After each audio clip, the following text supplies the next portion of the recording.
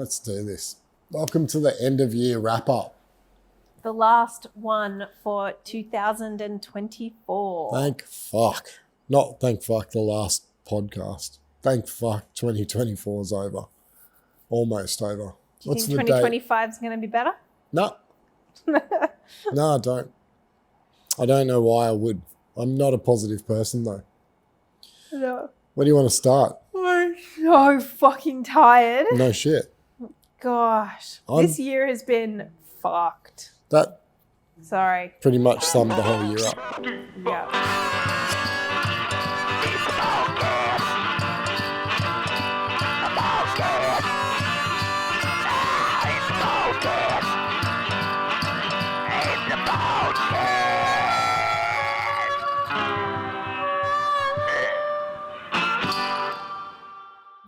So where do you want to start? Let's start in January 2024. Do you have some goals for next year?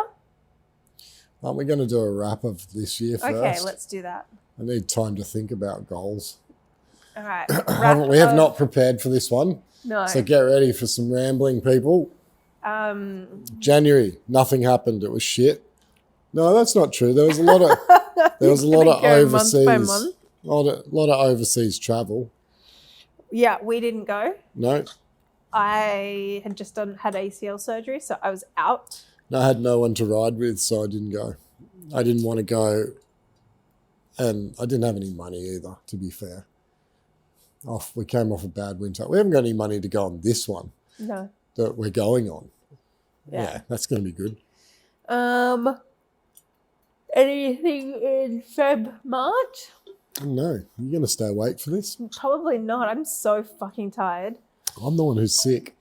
You're meant to be... I'm exhausted. Yeah, I know. It's been a rough year. February was shit. I remember February being very quiet.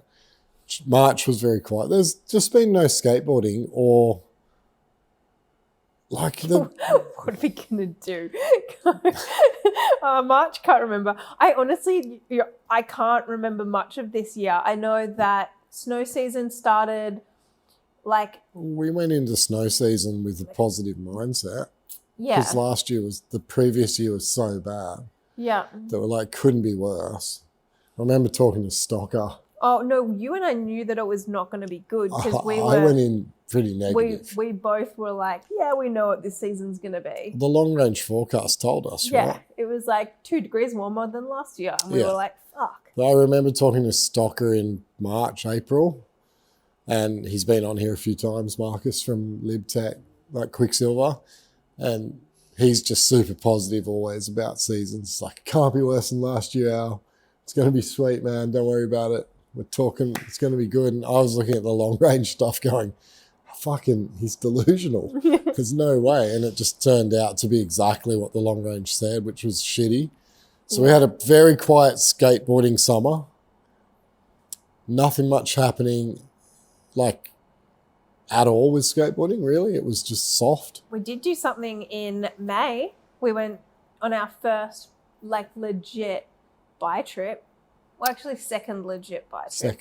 But biggest bike trip for vintage. Look, the bright lights from 2024 are vintage is doing exactly what we thought it would do. Yep. Like it's starting to build momentum. We've still got new stock going in the store every day from that May trip, which is fucking nuts. We bought so much. We've taken this long to process it. So May, June, July, August, September, October, November, December, 7 months. And it's still going in. Jojo started for us in March. Yeah. That was awesome to have an in-house creative and have his brain come into this business and workshop things and like... We lost Violet, right, around the same time Jojo came in. Yeah. I don't know what happened to her. And then Jojo came on and took over creative, which has been amazing and has done so much this year. And then we had Neil start at the print shop. Yeah. So there's been some positives. And then Rico started. And left. She lasted about 6 months. Yeah. And then went back to corporate. We had, as you do for the money. Yeah. Yeah, we had a good little run where we had all the right skeletal pieces in place, and I still think we do. We had good staff and Like, we all understand what direction we want to go in. Yeah. You and I are still just caught in the hard place of, like, we're doing too many jobs. That it's not physically possible. Yeah, it's to maintain. Well, yeah.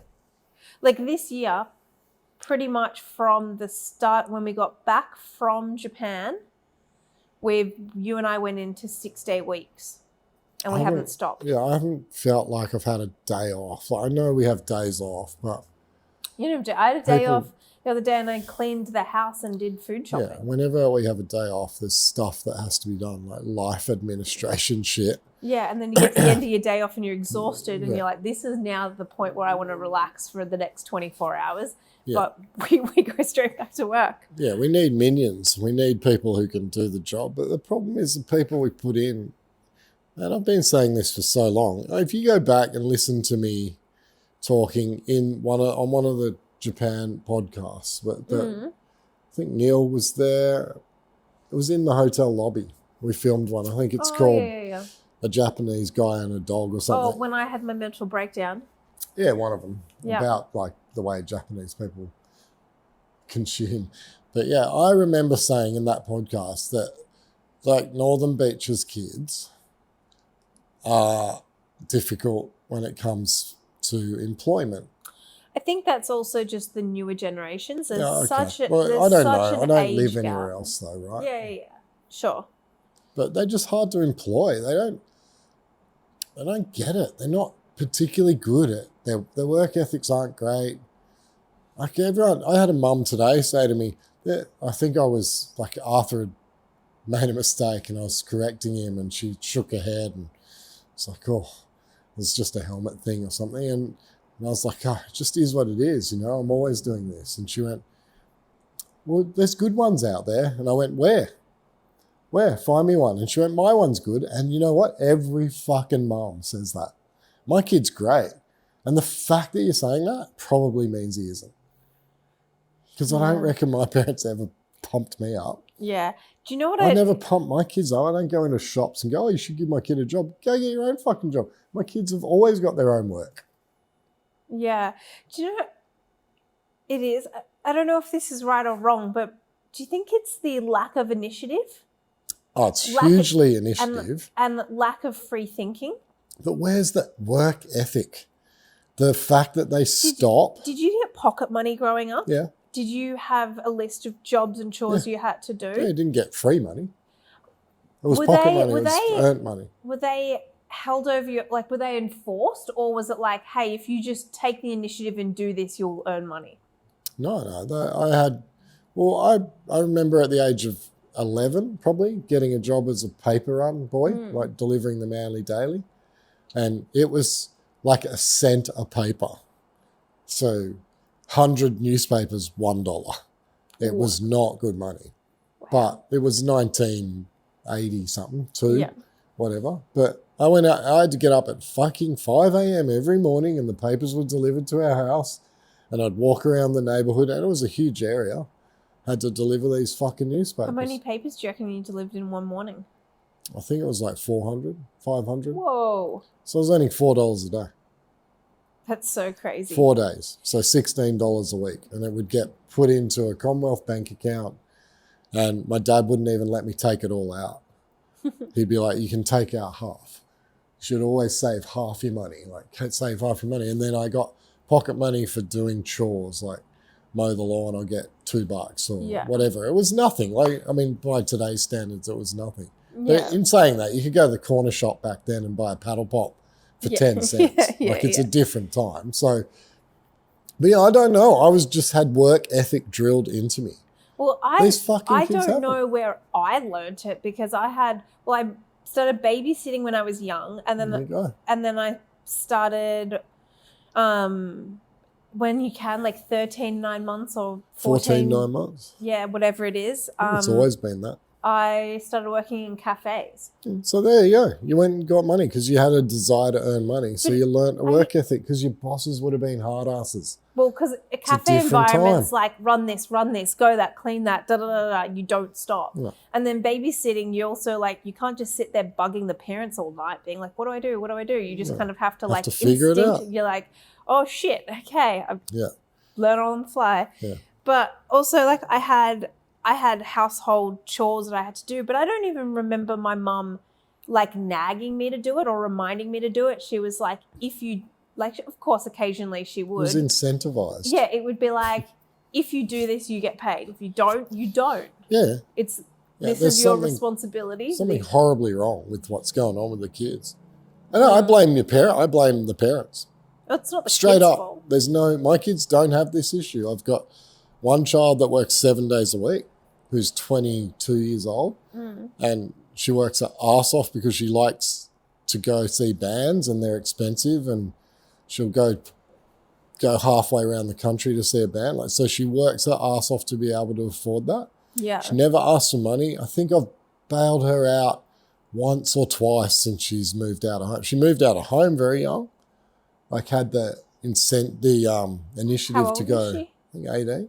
Yeah. Maybe late 18s, early 19s. She moved out. I was which out of by home today's standards young. 21. I was out at fucking 16, 17. As soon as I got a job, I was out. But the reality is that my other kid who's now going to uni and is still at home, she earns really good money too. Like she talks about it all the time. Like she's got $10,000 saved in a bank account. She just bought a car that was $20,000. I paid half because I'm a fucking idiot and said, match your dollar for dollar, not knowing that my child would earn 20 grand. Become an excellent saver. Yeah, I didn't realise that she would become a manager. You were thinking like $1,000 for $1,000. I thought it'd be like 3 or 4 grand. Yeah. So I'd give her 3 or 4. She could get a car for 8. Yeah. Turned out she had 20 something grand saved up, and I was shitting myself. I was like, dude, if she wants a $40,000 car, I'm fucked. Where am I getting this money? But she ended up buying a $20,000 car, so I had to fork out 10, which is still gnarly. Yeah. It was still way more than what I thought. For a first car. Yeah, she's got a beautiful car. Yeah. So anyway. So my kids don't have the problem because it's been drilled into them. And even that dollar for dollar with the car thing, all her friends are being bought cars. Some of the parents pay for their petrol. Like they don't even have to they don't even have to find the money to fill the car up. Yeah. They pay for the insurance. They pay for the rego. They pay for everything. I don't pay for any of that shit. Yeah. I've spoken about this with you like a few times where there has been key moments in like my growing up in that young phase of like late teen, early 20s where my mum was tough love. It was like, no, you got to pay your way. No, you've got to sort this out. Your mum's still like that. It's still your responsibility. Yeah, but still like at young when you're moving out sort of thing. She was like, no, this is on you. You've got to pay for this. Yeah, and that's a good lesson. Fuck. And like, you know, at that time when you're young and you're like 20, you're like, fuck, Mum, can you just help me out? I remember. And then I was like, I clearly remember. I know. And then fucking figured it out. And you know what? It turns out way better in the long run because you learn how to manage your money and you become self-sufficient. Deal with your own problems. Yeah, I just don't think generally it's easy for us to find the staff to help us. Like, you need a minion. You need someone to take some of that hump work away from you. I can't find one. I'm seriously considering Twitch again for tuning this winter, but I don't know whether he'll be around. But like, there's guys that like I go back and go, oh, maybe they've grown up a bit, or not that Twitch was ever bad, but it's just having guys that can do these jobs, you know, and having someone that you trust and rely on. I've got Jez, but Jez is so busy now that his job has become an entity unto itself, right? So my job's to back him up, do the selling, help teach the people to print, help do all the tuning, well, not help do all the tuning, do all the tuning. Yeah, we're definitely a few like extra bodies down, and that we paid the consequence this year because you and I had to fill in all those. No, we couldn't afford to have these people anyway this year. I mean, look back to the annual wrap up. By the end of the conversation with Stocker, he had me in a positive mindset. By the start of the season, you're like, oh, fuck, there's no snow coming. Yeah. We had one storm, had 1, 2, 3 week period where it was kind of good, and then it went to shit. And then we went into spring. Like, we went to Japan. We did that trip. Super positive. The results from that have been very good. Like, they're so consistent. How much, I mean, from a business perspective, I know we don't normally get into business on this, even though we kind of started it to talk about our business. The results from what we've done with that vintage is that we almost do a consistent amount of pieces, as in items, every week, non-stop. It barely changes. It's a bit low. I'd love it to be double or triple, but it's super consistent and we can build off it. Like, we know what we need to spend and what we're going to turn over. So that's positive. Winter was very negative, didn't do very well. Still paying it off now, and we'll be paying it off well into next winter probably. And then spring came and skateboarding still wasn't on. Then something little there's something bubbling with skateboarding, but it's hard to say. Like, Street League was good for it. The Olympics were good for it, as in getting more eyes on the sport and making people think about skateboarding again. But the core market's still very small and very weak. I mean, we're doing a little bit with stuff and we're trying to get involved, and it's really hard when there's not enough eyes on it to make it happen. But it feels a bit better. This Christmas has certainly got more people asking about skateboards than last Christmas. But I can tell you the demographic is fucking young. Yeah. We're basically selling pads and helmets and completes. Like, we stopped even trying to put the decks on the wall. We're just turning them into completes. It's pointless. It's crazy. There's very few 20-year-olds coming in to buy skateboards. Apparel, footwear's been normal. Footwear's still good, I think. It's Nike though. Yeah.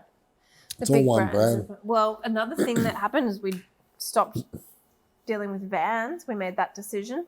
Good decision. So. Yeah, I mean, that was not entirely a simple decision either, because we are a skateboard store that doesn't sell a heritage brand, but that heritage brand is a parallel wholesale retail model. The people who wholesale it are the retailers. There's no point. I got an Instagram thing the other day and had every different Vans model half price, and it's always up. They've always got stuff half price. Like, the stuff's just being sold so cheap by the wholesaler. There's no money for us in it. So it's getting harder. You guys need to support local stores more as consumers, for sure. Well, we're not going to be here. That's stark reality, I think. Yeah, the world's definitely rapidly evolving. Man, most people walk in now and go, I bought something online. Here's my problem. It's like, cool, man. What the fuck am I the person who has to fix your idiot problem? It's becoming normal. I think we're just going to become... Sorry, guys. You're getting a very jaded episode. It's been a very fucking rough year. But for a good half of the year, Al and I have worked our asses off and we're fucking exhausted. Yeah, but what's the formula to fix it is to shape ourselves into a service-based business, right? Print shop. Print shop's been really good. Focused on in the last 6 months, I guess, really focused on, and it's starting to prove itself. I mean, it's not where it needs to be, but it'll get there for sure. It's definitely tracking up. Vintage still doing good, and I wouldn't stare a gift horse in the mouth and say no to that. I think it's smart. I think doing normal apparel where you got $70 t-shirts is fucking stupid and people are done with it. I think people are actually starting to kick back against that stuff. I've sold one $70 t-shirt this week, and it's Christmas week. People just don't like seeing that price tag. You know, they're going, oh, what is Huff? And you're like, well, it's a US skate brand. And they're like, it's made in fucking Bangladesh. And you're like, yeah, they like all are, mate. Everything. And they go, why is it $70 then? And you got to sit there and be a dick and go, I don't know. Well, I do know. It's because the wholesaler's charging us a fortune and we have to pass that on. Small brand ordering small quantities. The small brands can't do this shit. Yeah. But you can buy, I mean, we don't even sell them, but you can buy a Volcom t-shirt for fucking $30, right? Yeah, but you know the size that they're producing on. Yeah. Yeah, it's a problem. Anyway. So that positives. They're the negatives. What are the positives? I don't know. We're still here. We've been pretty consistent with this podcast. I'll give it, that's a pretty big positive. We're at 40 episodes now. 40? Is this episode 40? This is number 40. Really? Yeah. What do we do when we get to 50? Nothing, but when we get to 100, we can get some balloons. Jesus Christ. 100's like a year away? Yeah. Well, if we do one a week, it's a year away. Ish. Bit over. What else has been super positive? I've got good new stuff. Nope. Can't think of any good new stuff, actually. Who have we got? Neil. He's all right. Yeah, all the staff that we've hired this year that are still with us are excellent. Apart from Arthur. Don't be a drives dick. me nuts because he's a fucking idiot. Oh, by the way, I have to say on this podcast. Oh, yeah. Hold on. Okay, this is actually a good bit. I forgot about Where are we this. up to? I've got to figure out where we're at minute-wise. Hang on, so I have to tell him. 21 minutes. 21 minutes in. Okay. So Al and Jez made a bet. Fuck, I haven't. Oh, yeah, I have paid him. Al and Jez made a bet prior to the US election. Prior to fucking... Yeah. Way before it. There was very many heated debates. Political debates. And what was the first bet? Okay, so the first bet was... There's no fucking way Trump will run again. He'll be in jail. That was my opinion. Jez was like, no, he's not just going to run. He's going to win. And that was the first bet. So I bet $100 that it would not be Biden versus Trump or whoever versus Trump. So I lost that bet. You didn't think he was going to get free of the charges and I just thought able to run again? No, I just thought they'd get him. I don't know. Anyway, I thought they wouldn't run. You were hopeful. I don't know what I was. I just thought they wouldn't run. And then I doubled down when she became the candidate. I was like, oh, now he's fucked. I'm going to double down. I bet you not only now, I bet you she wins. I'll double and nothing. So I was going to walk away with nothing. He was going to walk away with 200. So then a week later or 2 weeks later, he got shot at, and then his numbers went through anyway. So basically what I have to do on this podcast publicly is state part of the bet, not even part of the bet. He just wants it stated for some insane reason that Jezza knows more than Al about US politics, and I'm never to question him again on his US politics. I'm sorry, Jez, you're correct. I was an idiot. I'll never bet against Trump again. Did you at any point in this whole running bet and debates ever say the word, I'll eat my hat? You always say that. And I was like, one day this is going to come and bite you in the ass. I probably did, but I don't think it's high on the list of priorities. No. By the way, Jez did turn up to our Christmas party after his first day back. He was away for 2 months. So he had so many holidays built up, and he rocked up to our Christmas party. He went to the States and went to Mexico as well.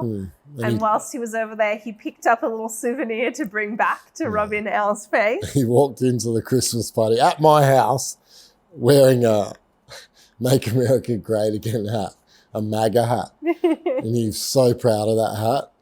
And at one point in the night, someone said, what did you pay for that hat, Jez? And I not knowingly just went at the exact same time as Jez did. We both said, it was free. And I was like, I knew it. I fucking knew it. No one pays for those things. They're giving them away. Yeah. Anyway. Yeah. So, yeah, Jez knows more than me about US politics because he was right about it last time too. This is Jez still believes they stole the election. I don't believe that. Jez listens to so much more US podcasts. And it's all one-sided. And you listen to... Yeah, but it's probably...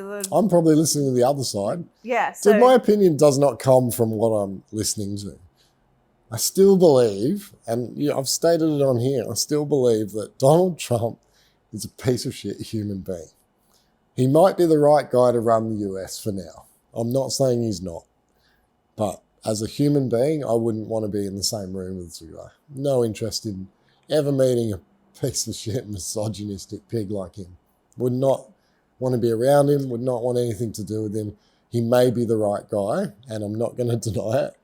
He may be the right guy to run the US right now, because that country's a fucking mess. Don't know about this last statement because I don't have enough knowledge, and I'm not even going to try a thing, but I agree with, I don't like him as a human being. Anyway. She was an idiot, though.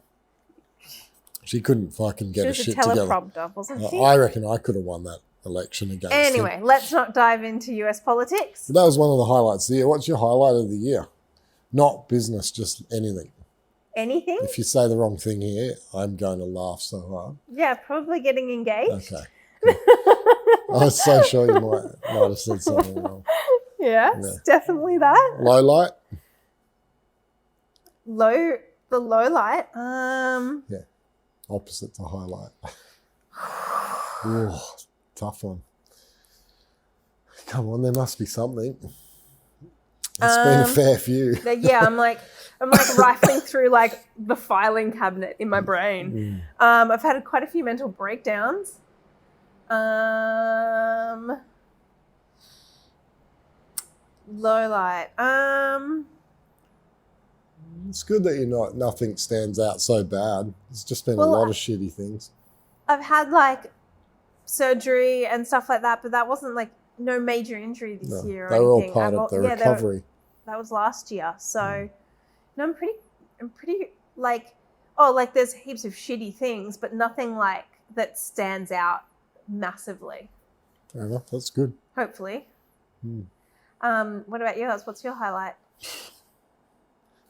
My highlight's probably that, I don't know, I'm kind of glad that I'm no longer a parent of a school child. Nice. I got both my children to adulthood officially on the 29th of December, which is 9 days away. Congratulations. I managed to, along with my wife, get our children to adulthood without any major catastrophes. It's probably the highlight. There's not been a standout for me this year. It's been a really, really flat year. One of the lowlights business-wise was that fucking snowboard machine, the ski and snowboard tuning machine dying. The whole drama around that and the timing of that was terrible while Jez was still away and just shit show. That was definitely a lowlight.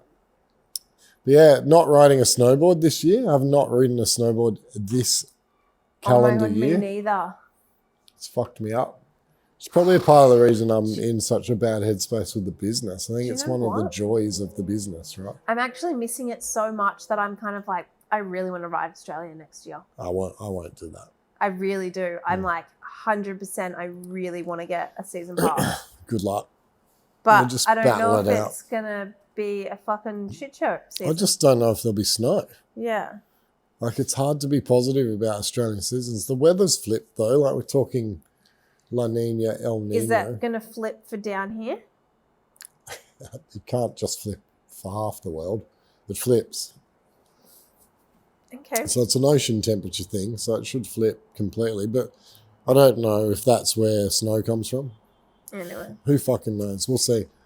I have no intention of riding in Australia, but I'm looking very forward to Japan, even though I don't know how I'm paying for it. Yeah. I don't care. I'm kind of worried that I'm not fit enough. I'm fit enough. I kind of feel like work's probably been so hectic that I How fit do you have to be? Not really keeping up with. You'll be fine. I'll be more worried about your knee. Yeah. Do you know what I did buy? A balance board.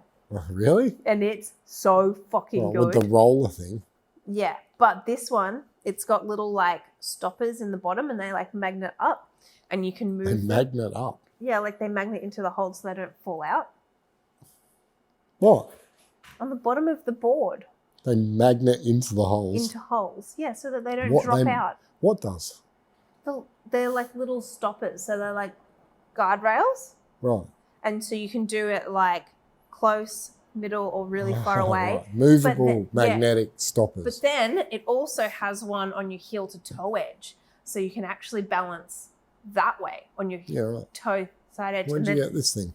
Online. And then it comes with a ball. So then you can remove that, like, then you can start practicing both, like toe and heel and side.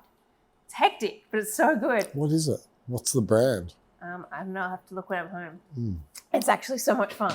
Yeah. I got Neil on it and he's like... Fucking knock himself out. It'll be so good for his snowboarding, for sure. He needs everything. As long as he doesn't concuss himself in the house. Yeah. Alrighty. Goals for next year or things you're looking forward to next year? Japan. Yeah, 100% Japan. All I care about right now is that trip. We've got 5 more retail days till Christmas, maybe. Friday, Saturday, Sunday, Monday, Tuesday. 5 more retail days to Christmas. Boxing Day, nightmare. Yeah. Then it should be back to relatively normal. Hopefully a strong school holiday period with snow sales. Then on that plane late January. And super broke when I get home. Yeah. And yeah, hopefully we have a good skateboard year. Man, I just want to see skateboarding back to something that is recognizable. I've done it for my whole life. Like, I've watched the industry for 28 years. It's unrecognizable. It's not, like, I'm really hopeful that skateboarding at least comes back to something that makes me want to be involved in it still. Because right now it's borderline. And that's my goals for next year, is to want to get some love back for this fucking business so that I actually want it to... The retail side of it is scary. It doesn't feel like people want to be involved in retailing anymore, as in consuming from retailers. So if that's the case, then we should just get a warehouse and I'll service snowboards. We can set up a tuning shop and a print shop, and I'll even repair your fucking skateboards there. But we just sell parts. Like, become a hardware only store, which I think is maybe what we should be probably aiming for downstairs. The vintage thing's heaps of fun and it's worth doing, but maybe we don't need new apparel. Maybe we don't, I don't know. You tell us. Write in the comments what you think. I don't know what comments you could write in. They're underneath the YouTube. Oh, yeah. Video. Yeah, you got to watch YouTube to do that. Most of you Spotify, it seems. I don't know. Most of the people I talk to listen to this, don't watch it. It's not that surprising. There's not a lot going on here. It's not that exciting. We haven't really changed up the scenery too much. We were throughout the year, but not so much anymore. We could change the signage.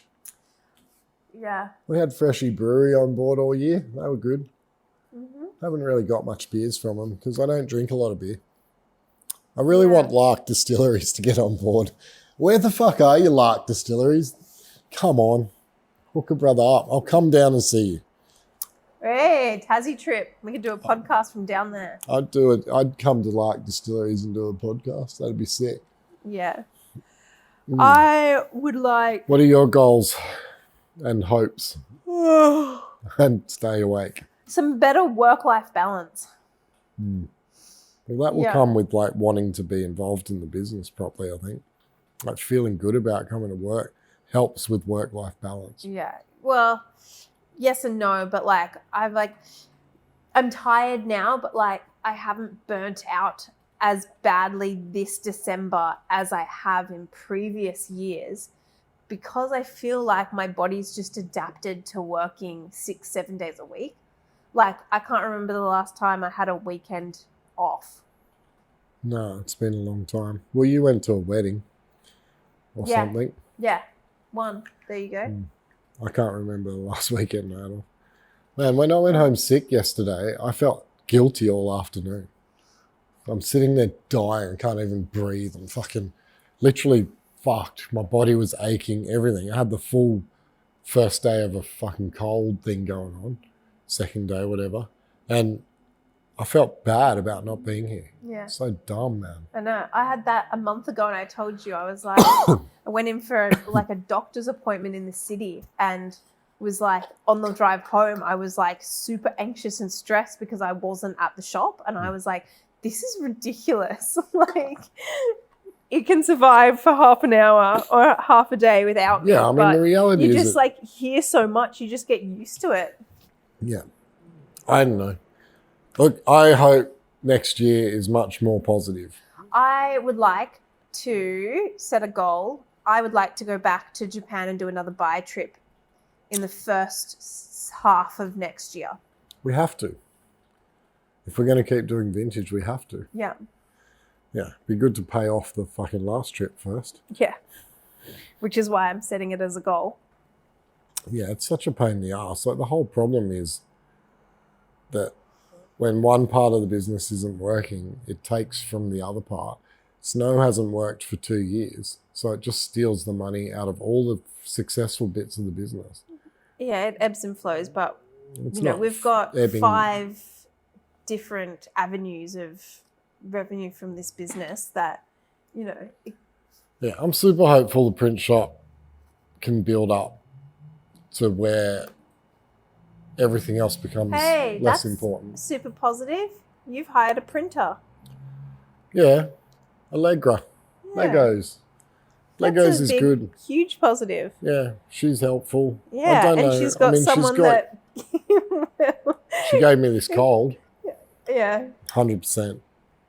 What? I like that she stands up to you as well. I love that she cops your attitude. She doesn't take much shit. She's just a really strong-willed. Yeah, she's so good. She's one of, you know what, the reason that she's got a good work ethic and is pretty easy to be around, she didn't grow up here. She's a Northern Beaches kid who spent the first 16 years of her life in France and has travelled a bit and been through a bit of shit at home and hardships and stuff, and she just is a bit more thick-skinned and tough and has a good mentality to work and doesn't say no to anything. Like, you tell her to do this or try this or whatever, and she doesn't argue that. If you give her shit, she'll fight back. She can stand her own. She can stand her ground. She's really, really good. Yeah, so that's a huge big positive. Yeah, hopefully that works out. I mean, she's going to be back at uni in March, so we're going to have to find someone who can do more hours, but we'll figure it out. Yeah. We'll just see how the workload goes. Yeah. Well, we're getting some good solid foundations. So yeah. Any other goals that you would like to achieve next year? Retirement. No fucking chance. I don't know. There's so many aspects of this thing. Like, personally, I don't need to achieve anything. With this business, I just want it to, I don't know. I find it's got me a little bit at the moment. I spend way too much time. Like, there's 50% of the customers that I talk to I love talking to. And then there's 50% where I'm like, this person's just not the reason I started this. This is not what I wanted to do. That would be hard for you, especially because you started it in 1996. So it's so different. Like, even me starting... People are different. Yeah. Like, the whole environment is different, like, in terms of, like, the world. Yeah. So it's got to be very different for I just think it is. There's a degree of, like, entitlement and arrogance that just wasn't there 20 years ago. Wasn't there 10 years ago. People are so wound up and caught up in their own bullshit that I had one, I mean, it's probably not even rude or whatever, but one woman today who called me babe like 8 times. Thanks, babe. I'm like, are you fucking for real? How do you think I feel getting called doll? Yeah, but Happens regularly. Well, men are assholes. I get it. There's misogynistic pricks everywhere, but I don't know this woman. Why are you calling me babe? It just seems disrespectful. Really just... Oh, thanks, babe. Cheers, babe. vocabulary. Yeah, Clearly but don't. is. Like, make an effort when you're in a store just to say thanks, not thanks, babe. I don't fucking know you. Yeah. Like, I found it so weird, and I don't know. Another person who sort of kind of today said, so you're going to chuck in some stuff? And I was like, what exactly would you like me to chuck in with your one helmet? Oh, you're going to chuck in a whole bunch of stickers? I'm like, there's a box of stickers here. No, these ones. I'm like, no, they cost money. If you get my landlord to chuck in some free rent, I'll chuck in some free stickers. And they went, oh yeah, fair enough then. It's like, fuck, mate. Just the degree of like, they still want us to be the shop we were in 1996, but they won't pay. Does that make sense? Like in 1996, 100% I would have chucked in some stickers. You know what? How much a helmet was in 1996? $100. You know how much a helmet is now? $100. So 20 fucking 8 years has gone by, and I'm making the same money off that product. Well, guess how much my rent was in 1996? I remember it. I remember it clearly. How much? $1,200 a month. That's how much my first shop was. $1,200 a month. That just blows my mind because I know the rent here. Yeah, right? Holy fuck. So the helmet hasn't moved in price. This is the thing that we've been talking about for ages, is the fact that everyone else can put their prices up. Cafes can put their prices up. Everyone can put their prices up, where we don't have the ability to change the recommended retail. No, the only fucking thing we've put our price up on in the whole time I've been involved in this business is servicing. It's gone up from, in 1996 to get your board tuned was $40. It's now $65, soon to be $70. Yeah. Right? Reality, in that time frame, wages have gone up by probably double. Rent's gone up by 10 times more, even more. Fucking superannuation didn't exist back then. It's now 11.5%. So every dollar we pay someone, we give them another 11.5 cents in super. Tax probably same. I don't think it's changed much. GST didn't exist in 1996. I think it came in maybe late 90s, early 2000s. Yeah. Crazy. Yeah. So a lot of bullshit scenarios, right? Where I'm supposed to chuck in free stuff. Like, we didn't even pay for stickers in 1996. The companies would give them to us. Now we actually pay, and they're a legit wholesale. And it is crazy where I'm like, what? Yeah. Santa Cruz sticker does not cost $1. No. It's fucking expensive. Like, the stark reality is that everything's gone up for us, but not for the end consumer. So it's hard, man. You guys expect us to still be that shop from 96, that cool little skate snow store that was all about a fucking crew and homely feel. But we are like paying quadruple, 10 times more in running costs. Yeah. Electricity, man. I remember getting electricity bills that were $100 back then. They're fucking $2,000 a quarter now to run a few fluoros. It's fucked up. And man, just buying belts for the machines and stone. Like, when we have to replace that stone, how much do you think that's going to be? Let's talk about this another time, because this is going super negative and my headspace is already negative. Well, hang on before you run away. We need some positive in this. All right. Well, everyone that should get mentioned before we go away for the year. Yep.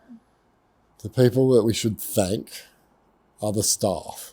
Yes. So let's go staff member, and see who we forget. You go first. See who we forget? Yeah. Well, first of all, Neil, who's sitting in this thing, and he has come on board and he has done an incredible job. I agree. He has sold fridges to Eskimos. He's hit the ground running and taken the print shop completely under his whole wing, and he's done an amazing job with it. And the systems and things that he's putting in place and making it grow is amazing. The quality of work that we're putting out is excellent. And the services that we can now do, that he's expanded into, like, we've got multiple graphic designers now in. So and the quality of work that I'm seeing jobs go out of here is amazing. Yeah, it's definitely improved out of sight. Jojo would be the next person. He's come on board this year as well. Graphic art guru, design guru, worth every cent that he costs us because he brings a look to the business that's refined and clean and has a direction. Mm-hmm. Next. Suzi, for sure. I know I haven't got to Jez yet. Jez was in my head. But... I was going to leave Jez later. Oh, okay. Yeah. If I get to say Jez. You can have Jez.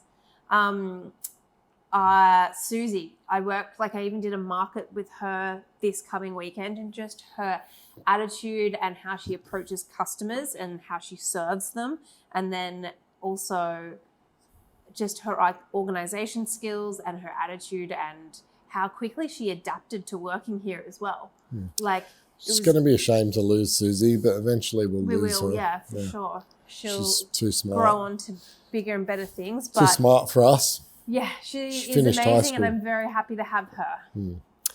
Who's next?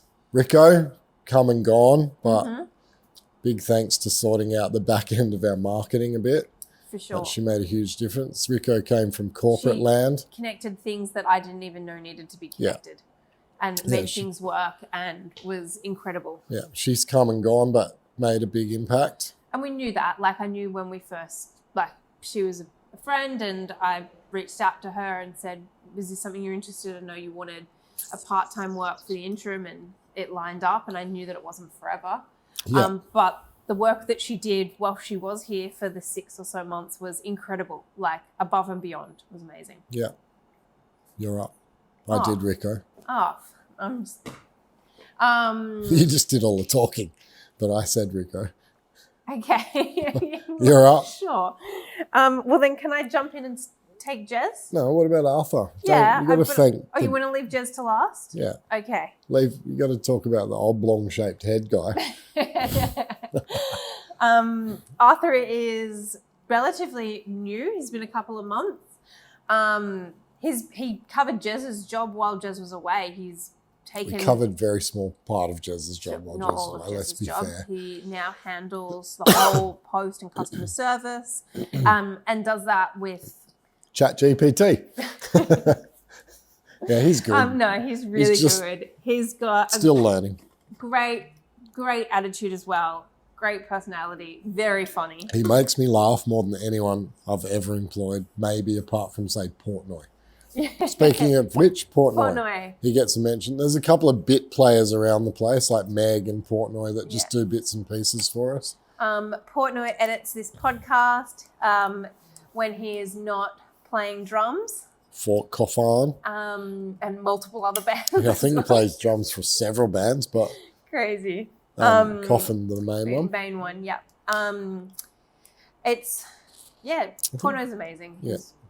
He's good. That's everyone, apart from Jez. And Jez, special mention, obviously he's a US politics guru, but special mention. when he's not deep diving, at the same time, simultaneously, deep diving the US politics whilst. And running the back end of the whole business. At the end of the day, we've just had 2 months without Jez.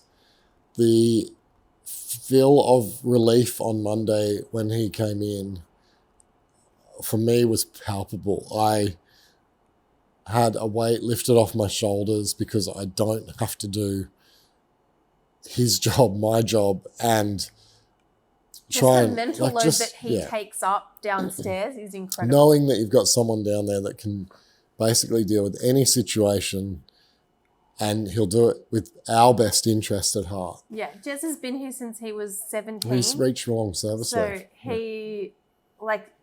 It's as much his as it is ours, really. He treats this business like it's his own, and I love that. And I think we've even mentioned and it gets brought up occasionally, the times that, he told me to stay in my lane, but I knew that was because he was like, I don't want you fucking this up for the business because this is the way it needs to be done. And I knew that, obviously, and it wasn't said in a he's told me way. And he was like, no, this is how it needs to be done for the business. And he repetitively does things like that, where he'll just take initiative, go do what needs to be done, fixes things, and the mental load that he takes off your plate and my plate is like amazing. Absolutely massive for me, and I'm stoked he's back. And I'm stoked he survived. Yeah, me too, to be honest. I wasn't 100% sure he'd make it back. The US and Mexico. Mexico was the worry. Yeah, he's back, and I don't know what I'd do without Jez. He's a huge part of this business, so big thanks to him. Mm-hmm. And a big thanks to everyone who has shopped with us this year. Yeah. Everyone who has liked and subscribed to the podcast on whatever platform. And if you haven't, for fuck's sake, you've had a year. Do it. And then go to the other platforms and just like hit subscribe there too. Yeah. But for all of you who have, and for those who have, supported us and been along with this journey with us, thank you. We really appreciate it. We wouldn't still be sitting here and doing what we're doing and running this business if it wasn't for you guys. So thank you. And a little mention at the end of the year to the wholesalers that have backed us. Like we just talked about one that we've dropped, Vans. We drop the ones that don't back us. Simple as that. We're going to continue to do that. I mean, we've dropped a few over the last few years. New Balance we ditched. They didn't support us. They were all about them. But we've got some really good wholesalers. The brands we sell, we believe in, and they're the wholesalers that have ethics and morals. So if you ever wonder why we sell certain things, it's because of who they are as companies and the way they go about dealing with us. Yeah, and the products that they sell. A special mention to the snow guys this year, man. Like they've had to put up with not getting paid, which is rough. Right? We're sitting on their stock, and massive thanks to all of them, really, to allow us to continue as a business. Yeah, and just the open communication that we have with all of them is really good. Yeah. So thank you. We really appreciate all your support. Yeah. Merry Christmas. Happy New Year. See you next year. Hey, well, this will come out on Boxing Day. Will it? I think so. Then don't take. Merry Christmas and Happy New Year. I take back Merry Christmas if it's not coming out to Boxing Day. Well, maybe it can go out on Christmas Eve. Watch us on Christmas Eve with your family. Instead of Die Hard, watch us.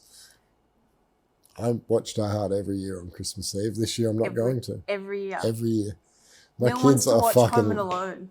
Fuck, why would I watch that? I've seen a Christmas ornament. Yeah. It's the best Christmas ornament I've ever seen. It's a little silver box, and it's got John McClane squeezing through it with his gun. It's fucking sick. It's a Die Hard Christmas ornament. Neil actually asked me, he was like, "You're not a big Christmas person, are you?" And I've gone, if I wasn't working every single day, every December, I probably would be. Yeah, I know. Christmas to me is a horror. I find it very difficult. But anyone else in customer service would understand. Yeah. So please be kind to everyone who is on the shop floor in the next coming days. Or actually, they won't know. Today, Boxing Day. Be nice. And watch Die Hard. See ya. Peace out. Bye.